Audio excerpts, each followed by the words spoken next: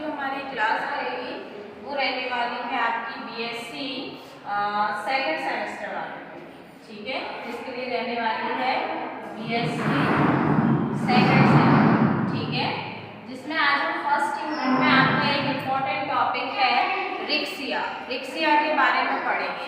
जैसे कि आप डायग्राम में भी देख पा रहे होंगे, ये प्लांट्स जो आपको दिख रहा है, ये आपने कई बार थोड़ा सा जो गीली जगह होती है वहाँ देखा होगा ना, जहाँ गीली टाइप की जगह रहती है या चट्टाने लाइक, उनमें भी आपने ये जो रिक्सिया है वो इस तरह से देखा होगा। दिखाई दे रहा है, साफ पिक्चर आपको दिखाई दे रही है ना।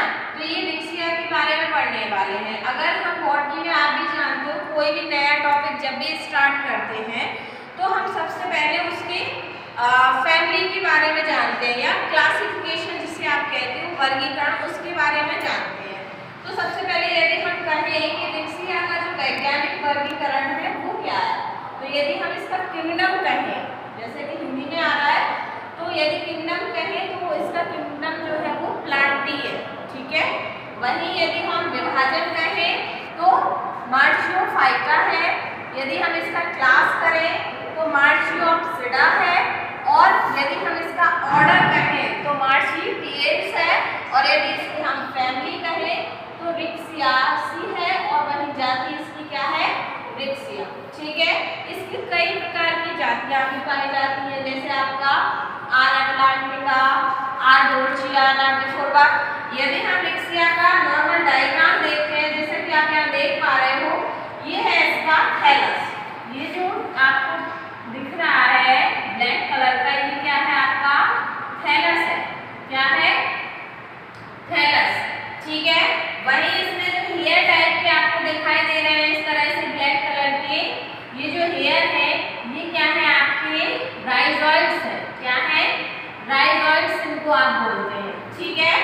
और जो आपको यहाँ पे ये जो डायग्राम में आपको क्या दिख रहा है, इस टाइप से गोल गोल संरचनाएं भी बीच बीच में दिख रही है, इस तरह से दिख रही है कि नहीं दिख रही है, तो इनको हम क्या कहते हैं, स्पोरोफाइट। क्या कहते हैं, स्पोरोफाइट इनको हम बोलते हैं, ठीक है।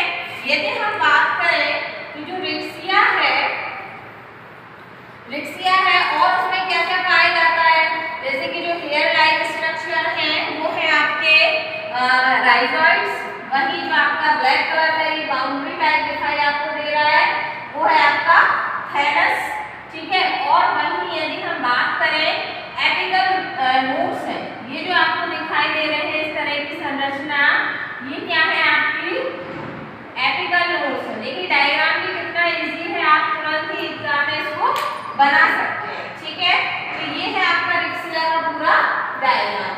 और भी इसमें दिक्कत आ रही है इनका डायग्राम समझने में, डायग्राम का पिक्चर आपको साफ साफ दिखाई दे रहा है, और हम इस तरह से इसमें भी ये डायग्राम का पिक्चर जो है वो देख सकते हैं, जूम करके देख सकते हैं। जैसे उसमें तो आपका दिया गया है, अब हम यदि वैसे ही करना चाहें तो ये क्या हो जाएंगे, आपके यहाँ राइजोइड्स हो जाएंगे। क्या हो जाएंगे, आपके राइजोइड्स हो जाएंगे। यहाँ आपका हो जाएगा एपिकल नोड्स, ठीक है, और यहाँ हो जाएगा ये जो ब्लैक कलर का आपको दिखाई दे रहा है वो हो जाएगा आपका थैलस ऑर्गेनाइजेशन, ठीक है। तो ये है आपका रिक्सिया का नॉर्मल रिक्सिया, ठीक है। तो आज की क्लास में हम इतना ही पढ़ेंगे। नेक्स्ट क्लास में हम रिक्सिया के इकोनॉमिक इंपॉर्टेंस के बारे में जानेंगे। Thank you.